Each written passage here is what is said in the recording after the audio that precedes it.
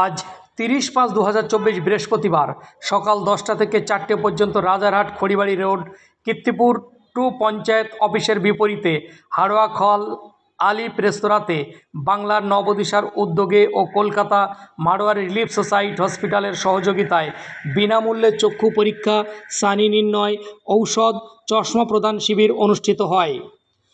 এই মহতী অনুষ্ঠানে উপস্থিত ছিলেন কলকাতা মাড়োয়ারি রিলিফ সোসাইটি হসপিটালের চিকিৎসক তথা বাংলা নবদিশার ডাইরেক্টর ডক্টর কবির আহমেদ সাহেব, আনিসা তাসনিম, কাইফ আহমেদ, আলিফ রেস্তোরাঁর ইনচার্জ উজ্জ্বল চক্রবর্তী, বাংলার নবদিশার ইনচার্জ আসিফ ইকবল লালটু সহ বিভিন্ন গুরুত্বপূর্ণ কর্মকর্তাগণ।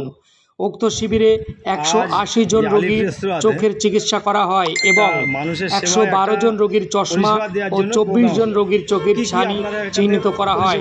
ছানি রোগীদের আগামী 8ই জুন ফ্রি ছানি অপারেশন করা হবে। বাংলার নবদিশার পক্ষ থেকে রাজারহাট খড়িবাড়ির পার্শ্ববর্তী এলাকার সাধারণ মানুষকে আন্তরিক শুভেচ্ছা মোবারকবাদ জানাই। শতাব্দী প্রাচীন অর্গানাইজেশন মাড়োয়ারি রিলিফ সোসাইটি হসপিটালের সহযোগিতায় রাজারহাট থানার খড়িবাড়ি কীর্তিপুর 2 নম্বর পঞ্চায়েতের সম্মুখে এলাকার জনপ্রিয় রেস্তোরাঁ আলিফ রেস্তোরাঁতে সাধারণ মানুষের আবেদনের ভিত্তিতে আমরা একটা চক্ষু পরীক্ষা চশমা বিতরণ শিবির আজকে করেছি, যেখানে শতাধিক মানুষ এসেছিলেন, তাদেরকে পরিষেবা দেওয়া হয়েছে এবং যাদের ছানি বেরিয়েছে আমরা ফ্রিতে মাড়োয়ারি রিলিফ সোসাইটি হসপিটালে আগামী 8 তারিখ লেন্স বসানোর ব্যবস্থা করব এবং চশমা 2 সপ্তাহ পর বিতরণ করা হবে। আমি বাংলার নবদিশার পক্ষ থেকে মাড়োয়ারি রিলিফ সোসাইটি হসপিটালকে আন্তরিক শুভেচ্ছা, ভালোবাসা, মোবারকবাদ জানাই। যেহেতু আমি পূর্ণ সময় ছিলাম না, এই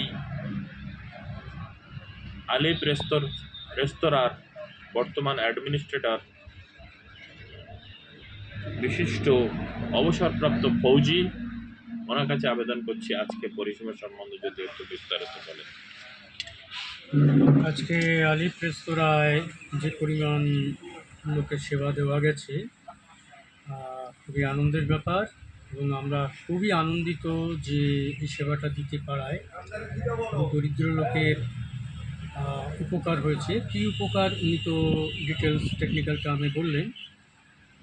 আর 2 নম্বর কথা হচ্ছে যে সবাই খুশি এসছে এবং খুশি গেছে।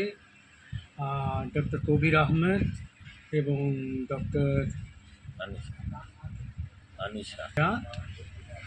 আনিশা ফুল টাইম ছিলেন। খুবই সুন্দরভাবে তিনি পেশেন্টদের সেবা করেছেন। সাথে আমার স্টাফরা যারা ছিল তারাও খুব সুন্দর সেবা দিয়েছে প্রত্যেককেই, যার যতটুকু কর্তব্য। আমি আনন্দিত, গর্বিত এবং আশা করব এইরকম আবার অনেক অনুষ্ঠান হোক, অনেক লোক সেবা হোক।